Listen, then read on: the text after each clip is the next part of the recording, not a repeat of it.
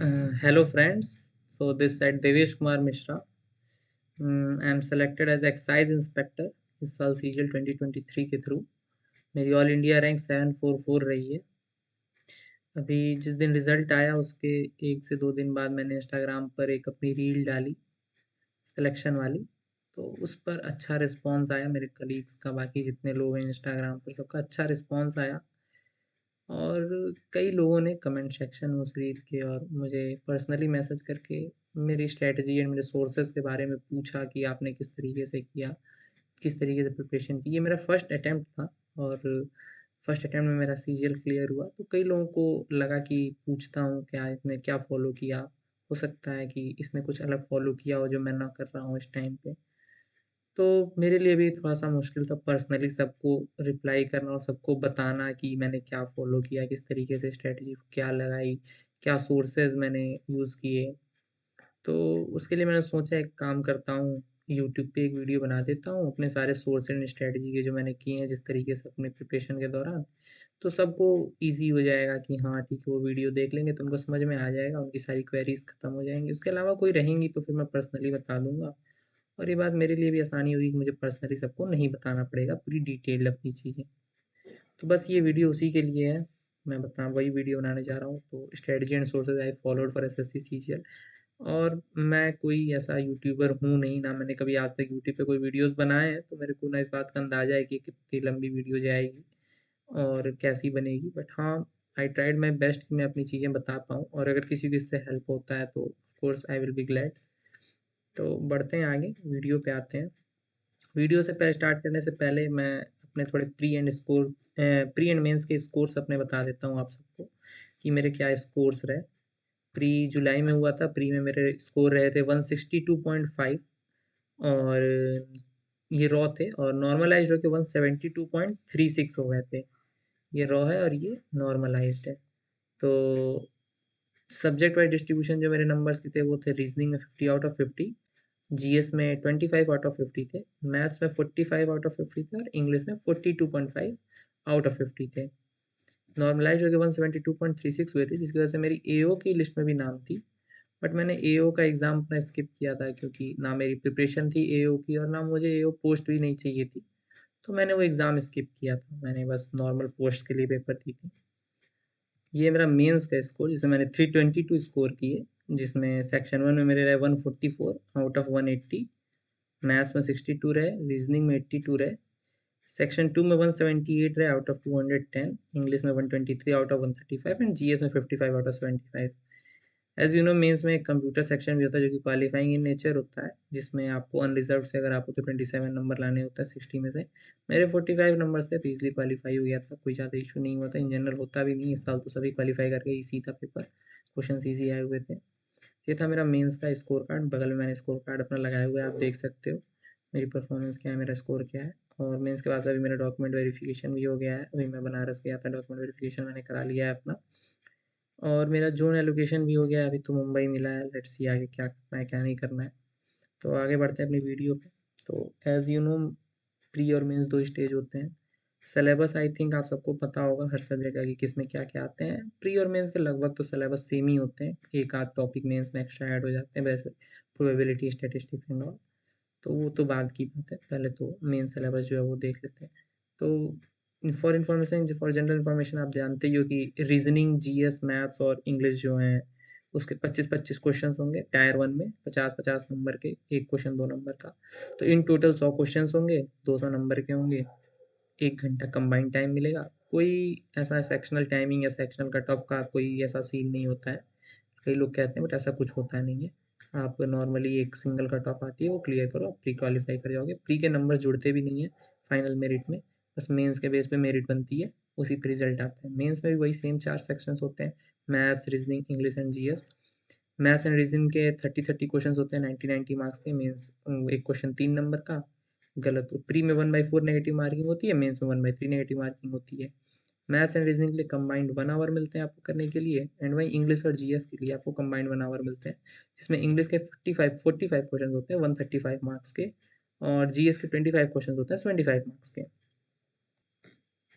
तो ये in total 135 नहीं 130 होगा यहाँ पे, 135 नहीं 130 क्वेश्चन जो कि 390 मार्क्स के होते हैं, और इसी 390 में से मेरिट बनती है। बट इसके अलावा एक कंप्यूटर सेक्शन भी होता है जिसके करने के लिए आपको 15 मिनट दिए जाते हैं, 20 क्वेश्चन होते हैं 60 मार्क्स के। तो क्वालिफाइंग इन नेचर होता है, फाइनल मेरिट में वो जुड़ता नहीं है। तब आते हैं अपनी मेन वीडियो पे कि क्या मैंने स्ट्रेटेजी फॉलो किया, क्या सोर्सेज फॉलो किए। तो पहला सब्जेक्ट है मैथ्स। तो मैथ्स इन जनरल मीन्स कहा जाता है सीजीएल मतलब मैथ्स, बट ठीक है। मैथ्स के लिए सब लोगों ने अलग अलग स्ट्रेटजी, सब लोग अलग अलग स्ट्रेटजी बताते हैं। यूट्यूब पे स्ट्रेटजीज बताने वालों की कमी नहीं है, मैंने भी कई लोगों की स्ट्रेटजीज देखी हैं, चाहे वो एजुकेटर हो, टीचर हो, या फिर न्यूली सेलेक्टेड कैंडिडेट्स एस्पायरेंट्स हो। तो सबकी कुछ ना कुछ स्ट्रेटजी होती है, बट मैं मानता हूँ कि हर एस्पायरेंट के लिए कोई एक स्ट्रेटजी सही नहीं साबित हो सकती है। हर बच्चे की अपनी अपनी अलग अलग स्ट्रेंथ एंड वीकनेस होती है, उसको उस हिसाब से चीज़ें अपने हिसाब से देखनी चाहिए। तो फॉर मैथ्स मैं एस्पायरेंट्स को 3 कैटेगरी में बाँटना चाहता हूँ कि वीक हों, जो मॉडरेट हों और जो स्ट्रॉन्ग हों। इसका मतलब है कि जिनकी वीक हो मैथ्स, इसकी एनालिसिस आपको खुद करनी चाहिए कि आप किस कैटेगरी में आते हो। जिनकी वीक मैथ्स है, लाइक जिनका मैथ्स बैकग्राउंड नहीं रहा है, या जिनकी बेसिक्स बहुत ही अनक्लियर है मैथ्स में, कि उनको एकदम ही फ्रॉम स्क्रैच पढ़ना है कि हाँ, प्रॉफिट क्या होता है, लॉस क्या होता है, कैसे कैलकुलेट करते हैं, वो एकदम बेसिक से उनको जाना है, तो वीक सेक्शन में। मॉडरेट में हाँ कि ठीक उनको बेसिक्स पता है, बट टच से छूटा हुआ है, थोड़ा सा 1 डेढ़ महीने पढ़ेंगे तो फिर चीज़ें ग्रिप में आ जाएंगी, तो मॉडरेट में आ जाते हैं। और एक होते हैं स्ट्रॉन्ग मैथ, जिनकी बेसिक्स बहुत अच्छी हैं, उनको अभी भी दे दोगे सीजीएल के क्वेश्चंस लगाने को तो 25 में से 20-22 क्वेश्चन लगा देंगे विदाउट टाइम बाउंडेशन। टाइम की कोई बात नहीं, एक्स वाई मान के बेसिक से वो लगा डालेंगे, उनकी होती है स्ट्रॉन्ग मैथ्स। तो उन तीनों के लिए अलग अलग स्ट्रेटजी है। तो ये 2 स्टेप में मैथ्स को करना होता है। पहला स्टेप इन तीनों के लिए अलग अलग होगा, और सेकंड स्टेप में तीनों के लिए एक चीज़ कॉमन हो जाएगी, सेकंड स्टेप सबके लिए कॉमन होगा। तो जो कि है वीक जो है, जिनकी मैथ्स वीक है, उनको मैं रिकमेंड करूँगा कि विदाउट एनी सेकंड थॉट आप कोर्स परचेज करिए। किसी भी टीचर का कोर्स परचेज करिए, सारे टीचर बढ़िया पढ़ाते हैं। कोई टीचर ऐसा नहीं है कि मैं ही सिलेक्शन दिला दूंगा, या कोई ऐसा टीचर नहीं जिनका सिलेक्शन ही नहीं होता है। हर कोचिंग से सिलेक्शन होता है, हर टीचर से सिलेक्शन होते हैं। आपको जिन टीचर से अच्छा लगता है पढ़ना, जिन टीचर से समझ में आता है, जिनका पढ़ाया समझ में आता है, उन टीचर का कोर्स परचेज करिए। सबकी कुछ ना कुछ वीडियोस फ्री पड़ी हुई हैं यूट्यूब पे, आप देख के एनालाइज करके देख सकते हो कि आपको किसकी वीडियो समझ में आ रही है, किसके लेक्चर्स के थ्रू आपको समझ में आ रहा है। तो उनकी कोर्स परचेज करो मैथ्स की, पूरा सिलेबस एक बार में ख़त्म करो। 8 से 10 महीने लगेंगे, या 6-8 महीने, आप इंडिविजुअल पे डिपेंड करता है कि कौन कितने जल्दी ख़त्म कर लेगा। तो आप एक बार पूरा का पूरा मैथ्स का सिलेबस उनके पढ़ाए हुए से ख़त्म कर डालो, विदाउट मतलब बिना कुछ क्वेश्चन किए उनके ऊपर ट्रस्ट करो अपने टीचर पे, और पूरा सिलेबस ख़त्म कर डालो। जो प्रैक्टिस सेट्स देते हैं या वो जो क्वेश्चंस देते हैं लगाने के लिए, वो भी लगाओ पूरे के पूरे। जो OPYQs ही होते हैं, उनको एक वो अच्छे टाइप वाइज करके सेपरेट करके वो देते हैं तुमको तुम्हारी सहूलियत के लिए, तो वो लगाओ पूरा का पूरा। ये वीक बच्चों के लिए था। और जो मॉडरेट बच्चे हैं उनके लिए मैं रिकमेंड करूँगा कि देखो कोर्स उनको भी ले लो। रिकमेंडेड तो यही है कि आप कोई किसी एक का कोर्स ले लो जिसका समझ में आता है, बट कोर्स पे इतना टाइम वेस्ट ना करो, उसको जल्दी जल्दी ख़त्म कर दो। लाइक मान लो कोई 15 लेक्चर में पढ़ाया है, तो ऐसा नहीं कि आप 15 लेक्चर बैठ के एक एक करके देखो। आपको जो लगता है, आप जो चीज़ स्किप कर सकते हो, ये चीज़ मुझे आती है, या ये चैप्टर मुझे अच्छे से आता है, ये टॉपिक मुझे अच्छे से आता है, वो स्किप कर सकते हो या जल्दी ख़त्म कर सकते हो। कोई ज़रूरी नहीं कि हर टाइप के 50 क्वेश्चन लगाओ, कोई टाइप आपका स्ट्रॉन्ग है तो उस टाइप को छोड़ दो, ऐसे ही आप उसके आगे बढ़ जाओ। तो थोड़ा जल्दी, जो 8-10 महीने में बच्चे करेंगे पूरा कंप्लीट, आप उसको क्या कहते हैं 3-4 महीने में कंप्लीट कर ले जाओगे। तो मतलब ये आपके ऊपर है। और जिनकी मैथ्स बहुत अच्छी है, मान लो कि जैसा मैंने कहा कि अभी भी क्वेश्चन दे दोगे तो 20-22 क्वेश्चन वो अभी भी लगा देंगे विदाउट एनी टाइम बाउंडेशन। तो उनके लिए मैं कहूँगा कि आप अपना टाइम वेस्ट कोर्स परचेज करने पे ना करो। आप करना चाहो तो कर सकते हो, उसके लिए कोई ऐसा कोई बाउंडेशन नहीं कि नहीं आपको नहीं लेना है।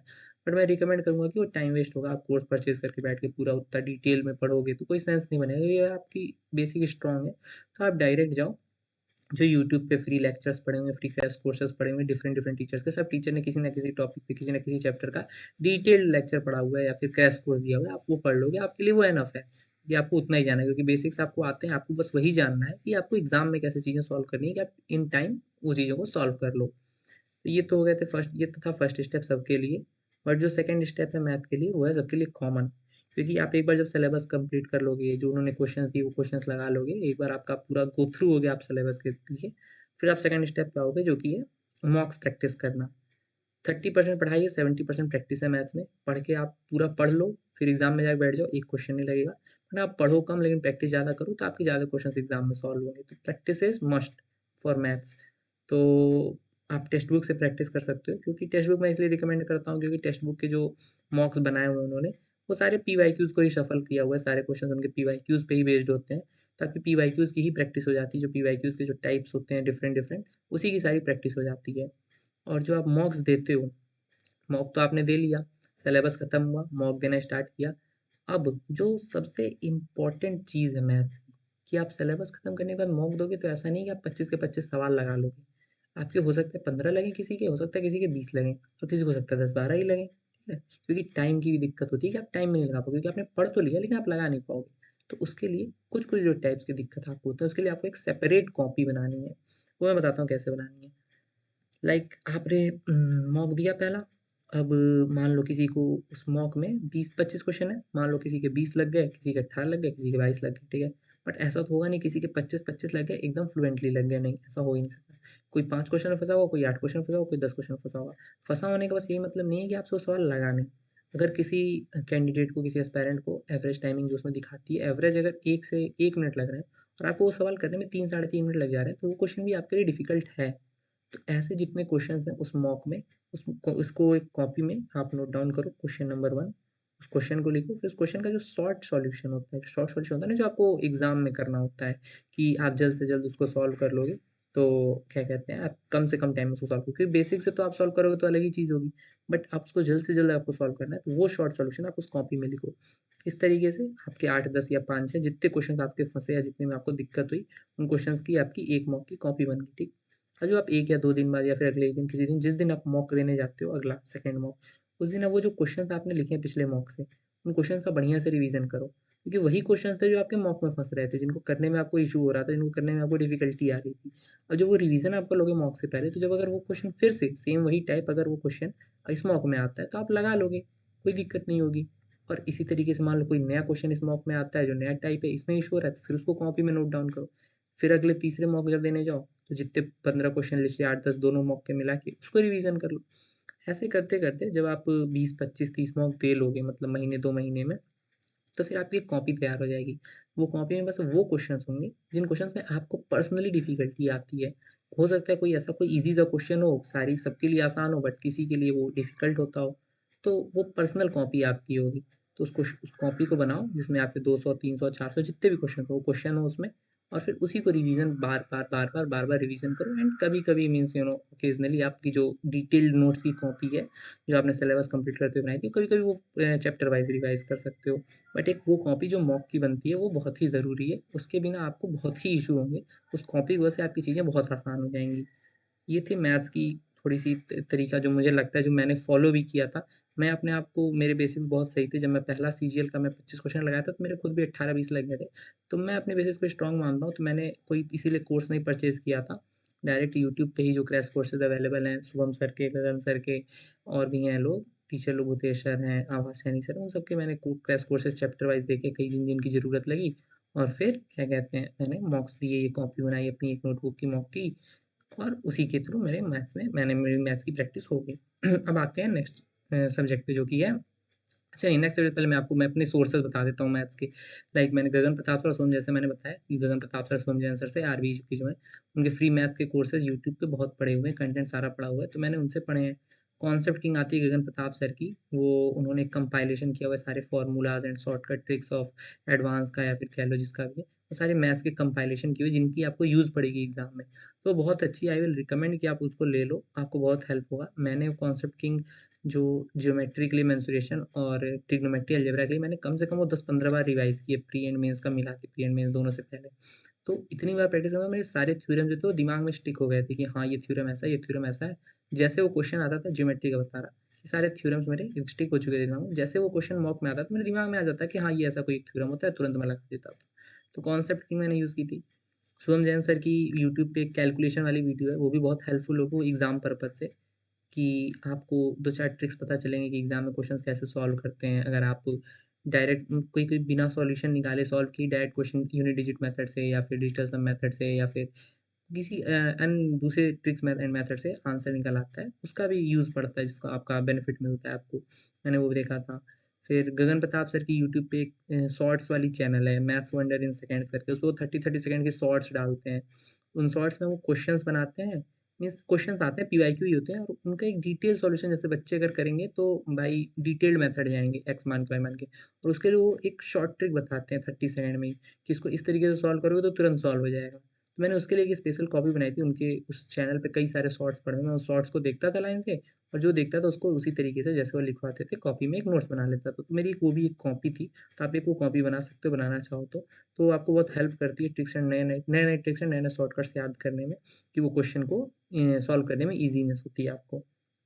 इसके अलावा आभास सैनी सर की शॉर्ट वीडियो जो आती हैं 10-10, 12-12 मिनट की, लाइक जियोमेट्री पे आती है उनकी निचोड़ आती है, ट्रिग्नोमेट्री की क्लासेस हैं उनकी कई पुरानी-पुरानी, ये बहुत हेल्पफुल होंगी आप सबको भी, मैंने भी देखी थी, बहुत हेल्पफुल हुई, एग्ज़ाम में कई क्वेश्चंस को सॉल्व करने में मदद मिलती है। उसके अलावा प्रीवियस ईयर के लिए मैंने पिनैकल रखी हुई थी, पिनैकल की बुक थी, प्रीवियस ईयर लगाई थी। लगभग उसके सारे चैप्टर्स लगा लिए थे, 2-4 चैप्टर्स छोड़ के, क्योंकि चैप्टर्स 1 से 2 बार भी लगाए, जिनमें मुझे लगता था कि मुझे ज़्यादा इश्यू हो रहा है, मुझे ज़्यादा दिक्कत हो रही है, उसको 1 से 2 बार लगाया, बाकी 70-80% लगाया पिनैकल की बुक। और इसके अलावा जो सबसे ज़रूरी है और जिसके बिना कुछ होना नहीं है, वो है Testbook and Oliveboard के मॉक्स। वो आपको लगाने ही लगाने हैं, और जैसे मैंने कहा है ना कि मॉक्स लगाओ एंड देन एनालिसिस करो, जो क्वेश्चंस फँसे हैं, उन क्वेश्चन को एक अपनी कॉपी में लिखो, उसी तरीके से मॉक्स लगाने हैं, और मैंने भी वैसे ही लगाए। तो ये थे मेरे मैथ्स के सोर्सेज़ एंड जिस तरीके से मैंने मैथ्स फ़ॉलो की अपनी। अब आते हैं दूसरा सब्जेक्ट जो है वो रीज़निंग का। तो रीज़निंग इन जनरल मैं लोगों को एस्पायरेंट्स जो भी होते हैं, इन जनरल दुनिया में भी 2 तरह के लोग होते हैं, जो एक ज़्यादा लॉजिकल होते हैं, कम लॉजिकल होते हैं। रीज़निंग में लॉजिक्स ही खोजने होते हैं। तो कि कोई है कि बिना पढ़े लॉजिक्स खोज लेगा, कोई है जिसको तो पढ़ना पड़ेगा लॉजिक्स खोजने के लिए। बट खराब नहीं होती है, कुछ ना कुछ तो सभी कर लेते हैं। तो इसलिए मैंने रीज़निंग को भी 2 पार्ट में बाँटा है, जिनकी एक मॉडरेट है, जिनकी बहुत स्ट्रॉन्ग है। जिनकी मॉडरेट है, मान लो उनको इश्यू होता है, नहीं समझ में आता है कैसे करूँ कोडिंग, डिकोडिंग, कैसे करूँ नंबर सीरीज़, कैसे लगाऊँ, कुछ चीज़ें नहीं समझ में आती हैं पूरी। तो मैं उनको रिकमेंड करूँगा कि यूट्यूब पे जाएँ और टॉपिक्स के जो हैं वो लेक्चर्स देखें टॉपिक वाइज़, कि मान लो कोडिंग, डिकोडिंग को कैसे सॉल्व करते हैं, क्या तरीके होते हैं, या फिर एनालॉजी या फिर किसी भी टॉपिक पे आप जो दिक्कत होती है आपको यूट्यूब पे जाओ उसके लेक्चर्स देखो बढ़िया से, ज़्यादातर टॉपिक से, और हर चैप्टर वाइज़ हर टॉपिक का जो चैप्टर मतलब हर चैप्टर जो है रीज़निंग का, उसके पीवाईक्यूज़ के एटलीस्ट 100 टू 150 क्वेश्चंस लगाओ। एनालॉजी एंड सीरीज़ वगैरह के तो 200-300 प्लस लगा लोगे तो फिर बेटर होगा। और जब आप सारे चैप्टर्स के एक बार पीवाईक्यूज़ लगा लोगे रीज़निंग से, आई विल प्रेफर कि पिनैकल से लगा देना, कि क्या कहते हैं पिनैकल जो प्रीवियस ईयर आती है रीज़निंग की, उससे आप लगा लोगे चैप्टर वाइज़ सारे के सारे एटलीस्ट 100 टू 150 क्वेश्चन, तो आपको हर चैप्टर का आइडिया मिल जाएगा कि हर चैप्टर में जो क्वेश्चन पूछते हैं उसको सॉल्व कैसे करना है। उसके अलावा आपको कुछ ज़्यादा खास करने की ज़रूरत है नहीं, बाकी आपके मॉक में खुद ब खुद रीज़निंग सही हो जाएगी। जिनकी रीज़निंग पहले से अच्छी है कि हाँ, उनके लॉजिक्स खुद ब खुद निकल आते हैं, उन्होंने आज तक पढ़ाई नहीं की रीज़निंग फिर भी रीज़निंग के क्वेश्चंस लगा लेते हैं, उनको मैं रिकमेंड करूँगा कि don't waste time in reasoning. आपको रीज़निंग में टाइम वेस्ट करने की ज़रूरत नहीं है, आपका खुद ब खुद वो सही हो जाएगा। जब आप मॉक्स दोगे तो रीज़निंग खुद ब खुद सही हो जाएगी। फिर बाय रिवर्स मेथड का मतलब यही है कि आप मॉक्स दो, मॉक्स में अगर कोई ऐसा क्वेश्चन आता है रीजनिंग का जो टॉपिक मतलब किसी किसी चैप्टर से कोई रीजनिंग आती है, रीजनिंग का कोई क्वेश्चन आता है, आपको लगता है कि इसमें मेरे को समझ में नहीं आ रहा है कैसे सॉल्व करना है, लाइक मान लो सिलॉग होता है उसका थ्योरी पढ़नी पड़ेगी, तो एक दो टॉपिक्स है उसका आप यूट्यूब पे किसी का जाओगे, एक वीडियो देख लो, उतना आपका एनफ हो जाएगा, फिर उसके बाद आओ अगले मॉक में लगाओगे तो क्वेश्चन भी लग जाएगा। इसके अलावा एसएससी आजकल क्या कहते हैं बैंकिंग के रीजनिंग्स, बैंकिंग के जो नए-नए टॉपिक्स आए हैं, इनइक्वालिटी हुआ, क्या कहते हैं सिटिंग अरेंजमेंट हुआ, सिलॉग हुआ, इन सब पे थोड़ा ज़्यादा वो करने लगा है। तो उसके लिए मैं एक रिकमेंड करूँगा, अड्डा 24/7 का जो चैनल है यूट्यूब पे, उसमें एक सौरभ सर पढ़ाते हैं, सौरभ सर, तो उनको मैं रिकमेंड करूँगा कि उनकी एक ज़ीरो टू हीरो क्लास आती है, वो बैंकिंग रीज़निंग पे टोटल है, प्लेलिस्ट है पूरी पूरी उनके चैनल पे डेटा रिपोर्ट सब पे। मैं रिकमेंड करूँगा आप वो पढ़ लो बैंकिंग रीज़निंग के जो भी टॉपिक्स आते हैं एसएससी में, उनको अगर आपको पढ़ना है तो। तो ये था रीज़निंग का जितना था, और मैंने भी यही किया था, मॉक्स दिए थे बस रीज़निंग के, पढ़ा कहीं से नहीं था, 1-2 टॉपिक ही मान लो सिलॉग हुआ, सिटिंग अरेंजमेंट वगैरह हुआ तो ये मैंने सौरभ सर से पढ़ लिया था, और 1-2 टॉपिक मान लो जो होते हैं इधर-उधर से देख लिए थे जो इश्यू किए, नहीं तो बाकी सारे मैंने बस मॉक से सारे के सारे हो गए। रीज़निंग सबसे वो जो होता है कि रीज़निंग का जो सबसे मेन पॉइंट होता है वो आपको मॉक में होता है टाइम मैनेजमेंट, कि लाइक रीज़निंग में अगर 25 क्वेश्चन है प्री में, तो अभी 25 क्वेश्चन के अगर आप 20 मिनट, 22 मिनट ले रहे हो तो ये थोड़ी-सी मतलब नॉट अ गुड स्कोर, और स्कोर तो अगर बढ़िया भी आता है बट कि बहुत अच्छी परफॉर्मेंस नहीं, नॉट अ गुड परफॉर्मेंस। आपको 17-18 मिनट्स में या फिर अंडर 15 मिनट्स में अगर आप रीजनिंग कर ले जाते हो, तो आपको मैथ्स और बाकी सेक्शन पे प्रॉपर टाइम देने का आपको टाइम मिलता है। तो रीजनिंग आप जितनी प्रैक्टिस करोगे मॉक से आपकी बेटर होती चली जाएगी। इसके अलावा और कुछ है नहीं रीजनिंग में। नेक्स्ट थर्ड सब्जेक्ट है इंग्लिश। इंग्लिश में भी कुछ बच्चों की होती है वीक होती है, कुछ बच्चों की स्ट्रांग होती है। स्ट्रांग तो मैं नहीं कहूँगा, मॉडरेट ही होती है, स्ट्रांग तो बहुत रेयरली किसी की होती है। वीक उनकी होती है लाइक जो कभी इंग्लिश बैकग्राउंड से रहे हैं, हिंदी मीडियम से पढ़े हैं, जिनकी इंग्लिश थोड़ी-सी वीक है, लाइक उनको अगर स्टोरीज वगैरह पैसेज वगैरह पढ़ने में भी ऐसा होता है कि वो कहानी का मतलब नहीं समझ पाएंगे, ग्रामर जिनकी बहुत वीक होती है, इन जनरल जिनकी इंग्लिश से रिश्ता उनका कभी नहीं रहा है। और एक होते हैं स्ट्रॉन्ग, जिनकी स्ट्रॉन्ग इंग्लिश होती है, लाइक जो इंग्लिश मीडियम से पढ़े होते हैं, उनकी ग्रामर इतनी बेसिक सही होती है कि ग्रामर के उनको मतलब नॉमिनल रूल्स पता होते हैं, वॉइस नरेशन उनको आती है करनी, कंप्रिहेंशन रीड करेंगे तो उसका समरी उसका मतलब आराम से समझ लेंगे। हाँ, वोकैबुलरी तो उनकी वीक होती है क्योंकि वोकैब के लिए आपको मेहनत करनी पड़ेगी, बट हाँ इन जनरल इंग्लिश जो होती है वो स्ट्रांग होती है उनकी। तो उन दोनों के लिए मेरे यही एडवाइस है कि जो वीक हैं वो अपनी नीतू मैम की वॉल्यूम 1 कर लें। नीतू मैम की जो वॉल्यूम 1 आती है तो वो लें और उसको पढ़ना स्टार्ट करें, और फिर चैप्टर वाइज पढ़ें, चैप्टर वाइज जो प्रैक्टिस सेट्स दिए हैं उनके वो प्रैक्टिस सेट्स लगाएं, और मीन्स 3 ढाई 3 महीने लग जाएंगे उनको ख़त्म करने में उस बढ़िया से उसको इंग्लिश को। और जो टॉपिक्स मान लो नहीं समझ में आते हैं टॉपिक्स के लिए यूट्यूब को भी मदद ले सकते हैं वो। बट हाँ, नीतू मैम की वॉल्यूम 1 एक बार करने के बाद से उनको फुल पूरा कॉन्फिडेंस आ जाएगा कि हाँ अब इंग्लिश में वो अच्छा परफॉर्म करेंगे। वो है एक बार कर पढ़ ली 2.5 3 महीने लगे, फिर उसको जब दूसरी बार पढ़ेंगे तो 1 महीने या 1 डेढ़ महीने में खत्म कर लेंगे इंडिविजुअल पे। बट हाँ 2 बार अगर आप एक या 2 बार पढ़ डालोगे पूरी नीतू उनकी वॉल्यूम 1, तो आपकी बेसिक जो ग्रामर है और क्लोज टेक्स्ट हुए वगैरह वगैरह जितने हुए सारे आपके एकदम बढ़िया से हो जाएगी, उसमें आपको इशू डिफिकल्टी कहीं नहीं आएगी। जिनकी अच्छी है इंग्लिश उनके लिए मैं ये रिकमेंड करूँगा कि कोई भी एक बेसिक ग्रामर की बुक रखो, कोई भी अगर है भी तो उसी से आप बेसिक ग्रामर्स के रूल्स देख लो, वॉइस नरेशन जो भी होते हैं चेंजिंग कैसे होती है वो। और फॉर मतलब एरर पार्ट के लिए कि एरर कैसे फाइंड करना है उन सब के लिए 120 रूल्स आती है निमिषा बंसल मैम की, उसका नोट्स ले लो या उसकी बुक ले लो या फिर उनका लेक्चर पूरा पूरा यूट्यूब पर पड़ा हुआ है वो देख लो। उतना आपके लिए एनफ होगा, उतनी ग्रामर आप कर ले जाओगे, बाकी मॉक्स और पीवाईक्यू से आपकी इंग्लिश सही हो जाएगी। मेन जो इंग्लिश में सबसे जो बड़ा कंटेंट होता है, जो सबसे ज़्यादा ज़रूरी होता है और जिसका सबसे ज़्यादा वेटेज भी होता है, बच्चे ज़्यादा फँसते हैं उसी में, वो है वोकैबुलरी सेक्शन। तो वोकैबुलरी के लिए मैंने लिखी हुई है ब्लैक बुक। इन जनरल मैंने तो ब्लैक बुक नहीं की है क्योंकि मेरे पास अदर बुक्स थी, वो मैं बताऊँगा मेरे पास क्या सोर्सेज़ थे। बट सब ब्लैक बुक रिकमेंड करते हैं, ब्लैक बुक एनफ है, जिसने ब्लैक बुक एक बार पढ़ ली, उसको है क्या एसएससी के मोस्टली पीवाईक्यूज़ से ही मतलब मोस्टली क्वेश्चंस उसको फँस जाएँगे। हाँ, 1-2 वोकैब तो है जहाँ-जहाँ से मिले वहाँ-वहाँ से याद करते रहो, वोकैब की कोई लिमिट तो है नहीं। बट हाँ, ब्लैक बुक एक बार कर ले जाओ सारा का सारा, वो सारी की सारी आपकी एनफ हो जाएगी। उसके साथ एक एसएससी इंग्लिश करके एक ऐप आती है प्ले स्टोर पे, आप अगर उसको इंस्टॉल कर लोगे तो उसमें प्रैक्टिस करने को आता है एमसीक्यू फॉर्म में। तो उससे आपकी ना जो याद होते हैं, वो क्या जो याद होते हैं उनको याद करना आसान होता है। मैंने इसको बहुत यूज़ किया, मैं पर डे लगभग 1 से डेढ़ घंटे इसको यूज़ करता था। रोज़ लगभग 50-100 सिनोनिम्स लगाता था, 30-40 इडियम फ्रेजेस लगा लेता था, उससे ज़्यादा 100-100 लगा लेता था। तो ये बहुत अच्छी है, इसको आप यूज़ करोगे तो इसका फ़ायदा आपको बहुत जल्दी दिखेगा, इस ऐप को यूज़ करके देखना। तो ये थे मेरी वोकैब्युलरी के लिए रिकमेंडेशन। अब मैं बता देता हूँ इंग्लिश के लिए मैंने क्या सोर्सेज़ यूज़ किए थे। आपको अगर उसमें से अच्छा कोई लगे तो यूज़ करना। सबसे फर्स्ट तो पिनेकल जो होते हैं भाई प्रीवियस ईयर के लिए, तो पिनेकल इंग्लिश लगाई थी, पीक्यूआरएस हुए, क्लोज टेस्ट हुए, फिल इन द ब्लैंक्स हुए, एरर पार्ट हुए, तो वो उसके लिए फिर पीवाईक्यू थी। मेरे पैसिव नरेशन वगैरह वॉइस एंड नरेशन वगैरह के लिए मेरे ग्रामर के नोट्स मेरे पास पहले से थे 11th-12th के, वो मैंने यूज़ किए थे। फिर वोकैबुलरी के लिए मैंने 2 बुक यूज़ की थी। एक 60 डेज़ वोकैबुलरी आती है पिनेकल की, पूरी एक वोकैब की बुक ही आती है वो, उससे मैंने idiom, phrase, one word substitution वगैरह-वगैरह किए थे। और एक इंग्लिश वर्ड पावर करके बुक आती थी, मेरे पास पहले से पड़ी थी नसीम सिद्दीकी सर की, वो मैंने यूज़ किया था, उसमें ऑब्जेक्टिव फॉर्म में भी दिए थे सिनोनिम्स, उससे मैंने प्रैक्टिस सेट्स जितने थे सारे लगाए, 50 प्रैक्टिस सेट दिए थे, वो मैंने लगाए, वो मेरे बहुत हेल्पफुल हुए। आप इसको यूज़ करना चाहो तो कर सकते हो, अलावा नहीं तो ब्लैक बुक मैंने बताई है, वो एनफ है। फिर ग्रामर एरर पार्ट के लिए जो एरर डिटेक्शन होता है, सेंटेंस क्या कहते हैं रेक्टिफिकेशन होता है, उसके लिए 120 rules by Nimisha Bansal enough है। आप वो देख लोगे तो आपके मैक्सिमम 90 टू 95% क्वेश्चंस वहाँ से फँस जाएँगे जो एरर वाले आते हैं। क्योंकि वहाँ पे एक कंपाइलेशन है सारे उन क्वेश्चंस का जो रिपिटेटिव मतलब उन रूल्स का जो रिपिटेटिव है एग्ज़ाम्स में, कॉम्पिटिटिव एग्ज़ाम में, चाहे वो बैंक हो, एसएससी हो, तो एनफ है उसके लिए। उसके अलावा और मॉक्स आप लगाओगे Testbook and Oliveboard के तो वो तो हेल्पफुल होंगे ही होंगे, चाहे वो मैंने कहा ही तो मॉक्स तो हेल्पफुल हैं ही। तो मॉक्स लगाने हैं आपको टेस्ट बुक, ऑलिव बोर्ड के, बाकी जो सोर्सेज़ मैंने बताए वो आप फॉलो कर सकते हो। अब आते हैं नेक्स्ट जो एक तरीके से 4th सेक्शन है, लास्ट सेक्शन है जीएस। बाकी तीनों मिला दो जितने होंगे वो उससे भारी अकेला ये होगा। तो जीएस तो ऐसी चीज़ है जो मैं कहता हूँ कि ये 1 दिन का गेम ही नहीं है, ना 8 महीने का गेम है, ना 10 दिन का गेम है। इससे ये बहुत बड़ी गेम है जीएस। आप 4 साल भी पढ़ लो तो भी नहीं कहोगे कि जीएस आपकी पूरी हो चुकी है। तो जीएस के लिए but as far as SSC मैं 2 स्टेप स्ट्रैटेजी बोलता हूँ उसको। फर्स्ट स्टेप है कंप्लीट थ्योरी सिलेबस, आप पढ़ डालो हिस्ट्री, पॉलिटी, ज्योग्राफी जितने सब्जेक्ट्स हैं वो किसी भी सोर्स से, क्योंकि बथेरे से सोर्सेस पड़े हुए हैं यूट्यूब पे, एक नहीं 1 लाख टीचर पड़े हुए हैं जीएस पढ़ाने के लिए। आप किसी भी एक टीचर को पकड़ो जो आपको अच्छा लगता है, उससे थ्योरी क्लासेस पूरी खत्म कर डालो, लाइक एंशिएंट हिस्ट्री की तो पूरी की पूरी इंडस वैली सिविलाइजेशन से लेके महाजनपद बुद्धिज्म जैनिज्म वगैरह वगैरह सब एक बार खत्म, थ्योरी कर डाली उसकी। इस तरीके से मेडिवल मॉडर्न सब खत्म कर डाली, ज्योग्राफी इंडियन ज्योग्राफी खत्म कर डाली, वर्ल्ड ज्योग्राफी खत्म कर डाली, पॉलिटी एक बार पूरी कॉन्स्टिट्यूशन पढ़ डाला सारा।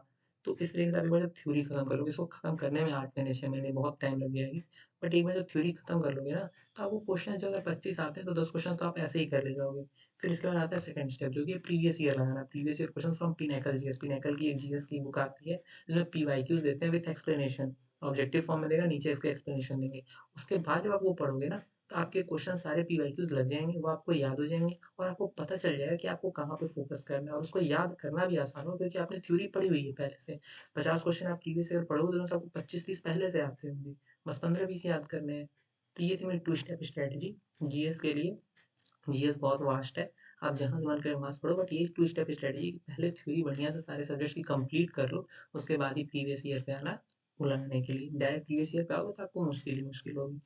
अब मैं अपने सोर्सेज बता देता हूँ जीएस के लिए मैंने क्या क्या यूज़ किए थे। उसमें था पहला लूसेंट, ये तो मीन्स चाहिए ही चाहिए, लूसेंट के बिना, और एक ये पिनेकल जीएस जो है, लूसेंट और पिनेकल जीएस, इन दोनों के बिना तो कुछ होने ही वाला नहीं है। ये तो आपको रखनी ही रखनी है, हर एस्पिरेंट के पास लूसेंट और पिनेकल जीएस होनी ही होनी चाहिए। इसको टाइम टू टाइम आपको पढ़ते रहना है, पढ़ते रहना है, जब जब टाइम मिले तब तक इसको पढ़ते रहना है, क्योंकि मोस्टली क्वेश्चन इससे आपके फंस जाते हैं। दिक्कत बस ये होती है कि इससे आपको याद नहीं होता है, बट आप पढ़ते तो ये हमेशा ही रहना है। तो ये दोनों बुक्स थी मेरे पास। इसके अलावा खान सर की फाउंडेशन बैच की जितने सब्जेक्ट्स के वीडियोस थे वो मैंने देखे थे, लाइक हिस्ट्री के मैंने पूरे एंशिएंट से लेके मॉडर्न तक 130 प्लस लेक्चर्स थे, वो देखे, उसके अपने नोट्स बनाए थे। पॉलिटी के 85 प्लस लेक्चर्स थे, उसके अपने नोट्स बनाए थे। वर्ल्ड मैप के 60 प्लस लेक्चर्स थे, उसके अपने मैंने नोट्स बनाए थे देख के वीडियो। ज्योग्राफी के 75 प्लस लेक्चर्स थे, उसके देखे। बायोलॉजी के 85 प्लस लेक्चर्स थे, उसको देखा। सबको उनकी तो मेरी जो सब्जेक्ट की थ्योरी क्लासेस थी मैंने मेनली यहीं से खत्म की थी, जो 60 to 70% है मैंने यहीं से खत्म करी थी। तो मेरी उसके पास मेरी थ्योरी नोट्स भी थी, फिर मैंने उनके क्लास नोट्स भी लिए थे। उनके जो क्लास नोट्स थे उन और अपने जो नोट्स बनाए थे, दोनों को मिला के पढ़ता था। उसके अलावा फॉर स्ट्रेटेजी के लिए मैंने नवीन सर को, RWA के हैं, वो बेस्ट है, यूट्यूब पे उनका कंटेंट बेस्ट है। मतलब एनफ ऑफ वीडियोज़ हैं स्टडी जीके की, आप वो देख सकते हो। उनकी स्टडी जीके की बुक भी आती है RWA की, अंकित भाटी सर और नवीन सर की, वो आप फॉलो कर सकते हो। करंट अफेयर्स के लिए स्पीडी 1 साल की, जब एग्जाम हो उसके पहले एक बार ले लो। जो टॉपिक वाइज होते हैं, अपॉइंटमेंट वाइज, स्पोर्ट्स पैनोरमा हुआ, वो आप जो होता है वो पढ़ लो एक बार पूरा का पूरा, उससे एनफ है। जितना फंसा उतना फंसा, मैंने तो करंट अफेयर्स पे इतना फोकस भी नहीं किया था, बट जितना फंसा उतना फंसा, बात खत्म।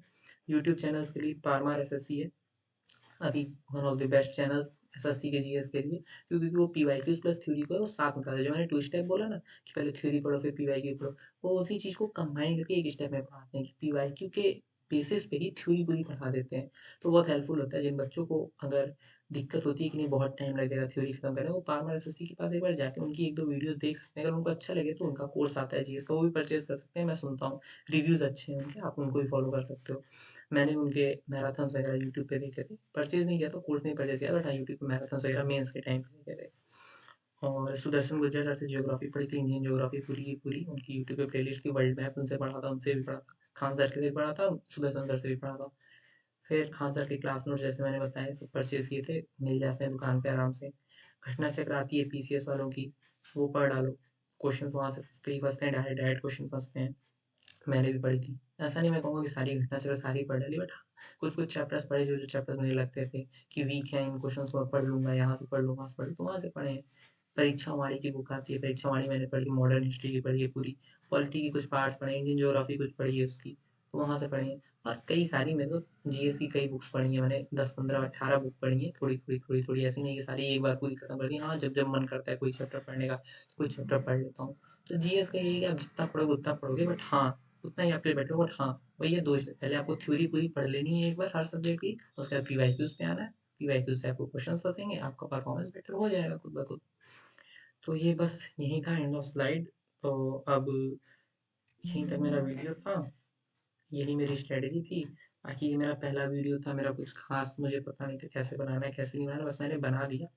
क्योंकि इतने लोग मेरे से कह रहे थे कि अपने सोर्सेज एंड स्ट्रेटजी शेयर करो, तो मैंने कहा कि इट विल बी बेटर कि अगर मैं शेयर कर दूँ एक वीडियो के थ्रू, सबको आसानी होगी। बाकी ओके, थैंक यू।